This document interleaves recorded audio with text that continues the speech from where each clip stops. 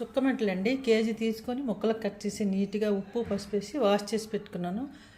దీనికి కావాల్సిన పదార్థాలు 4 ఉల్లిగడ్డలండి ముక్కలుగా కట్ చేసి పెట్టుకున్నాను, 2 స్పూన్లు అల్లం పేస్టు, 2 స్పూన్లు ధనియాల జీలకర్ర పొడి, కొంచెం కొత్తిమీర, కొంచెం కరివేపాకు, 3 పచ్చిమిరపకాయలు.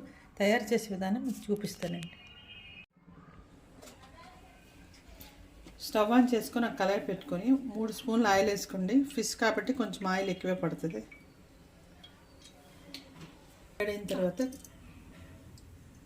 ఆయిల్ వేడైన తర్వాత ఒక 1/2 టీ స్పూన్ ఆవాలు జీలకర్ర వేసుకోండి.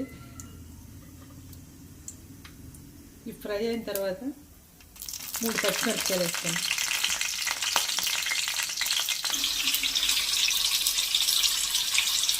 ఇప్పుడు మనం కట్ చేసి పెట్టుకున్న ఆనియన్స్ ముక్కలు ఇందులో వేసుకుంటామండి. ఇవి బాగా గోల్డెన్ బ్రౌన్ కలర్ వచ్చేంత వరకు ఫ్రై చేసుకోవాలి. ఒక 2 నిమిషాలు మూత పెట్టుకుందామండి. ఒక 1/2 టీ స్పూన్ పసుపు అండి. ఉల్లిపాయలు ఫ్రై అవ్వడానికి 1 స్పూన్ సాల్ట్ వేసుకుందామండి. తర్వాత చూసుకొని వేసుకోవచ్చు. ఇవి బాగా గోల్డెన్ బ్రౌన్ కలర్ వచ్చేంత వరకు ఫ్రై అవ్వాలి. ఒక 2 నిమిషాలు మూత పెడదామండి. కరివేపాకు వేసుకుందామండి. ఇప్పుడు ఇంకొంచెం ఫ్రై అవ్వాలండి మొక్కగా. ఆనియన్స్ ఫ్రై అయిన తర్వాత 2 స్పూన్లు అల్లం వెల్లుల్లి పేస్ట్ వేసుకోవాలండి. ఆనియన్స్ ఫ్రై అయిన తర్వాత మాత్రమే ఇది వేసుకోవాలి, లేకపోతే అడుగంటిపోద్ది. ఇప్పుడు ఒక 2 నిమిషాలు ఇవి బాగా పచ్చివాసన పోయేంత వరకు ఫ్రై చేసుకుందాం. ఇవి ఫ్రై అయితేనే కర్రీ టేస్ట్ ఉంటుంది.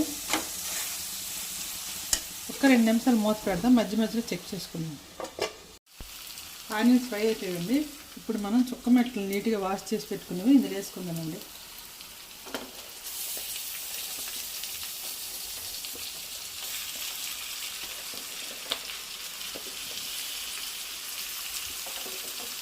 వీటిని మెల్లగా కలుపుకోవాలండి, మరీ స్పీడ్ కాదు చేయకూడదు, ముక్కలను చెదిరిపోతాయి.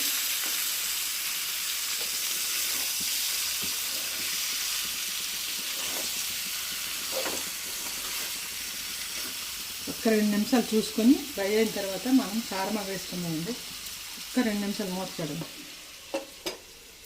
చేపలు ఫ్రై అయిన తర్వాత రుచికి తగిన సాల్ట్ వేసుకుందామండి. ఒక 2 స్పూన్లు వేసుకుంటాను, అంతకుముందు 1 స్పూన్ వేసుకున్నాను కాబట్టి. మీరు చేసుకున్న దాన్ని బట్టి టేస్ట్ పెట్టి వేసుకోండి. ఒక 3 స్పూన్ల కారము,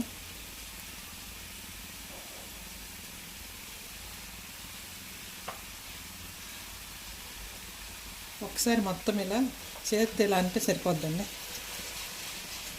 స్పూన్ పెట్టకుండా చేతి ఇలా చుట్టూ తిప్పుకోండి.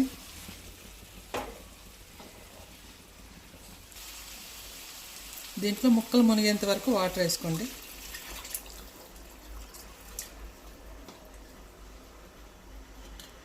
ఒకసారి ఇలా మెల్లగా కలుపుకోండి, లేదా చేత్తో ఇలా తిప్పుకున్నా సరిపోద్ది. ముక్క విచ్చుకోకుండా ఫిష్ లాగా ఉంటుంది. దీంట్లో ఒక్క ముళ్ళే ఉంటుందండి, సెంటర్ ముళ్ళు. చాలా టేస్ట్గా ఉంటుంది. ఇది చెరువులోను కాలువలోను దొరుకుతుంది, ఎవరైనా తినచ్చు. చాలా టేస్టీగా ఉంటుంది. ముక్క ములిగేంత వరకు వాటర్ వేసుకున్న తర్వాత మొత్తం అంటే ఒక 5 నిమిషాలు మంచిగా ఉడికించుకోవాలండి. మూత పెట్టి మధ్య మధ్యలో చూస్తూ ఉండండి. ఉడికినాక చూపిస్తాను. 2 నిమిషాల తర్వాత మూత తీసి చూద్దామండి. ఇంకొంచెంసేపు ఉడకాలి. ఇప్పుడు ధనియాల జీలకర్ర వేయించి పెట్టుకొని పొడి చేసుకుంది ఇందులో వేసుకుందాం.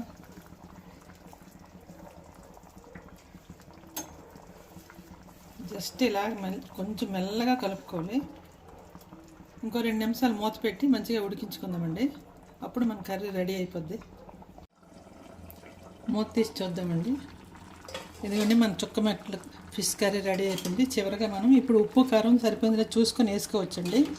నాకైతే సరిపోయింది. చివరిగా కొత్తిమీర వేసుకొని స్టవ్ ఆఫ్ చేస్తే మన చుక్కమెట్ల ఫిష్ కర్రీ రెడీ. ఇది రైస్తో బాగుంటుంది.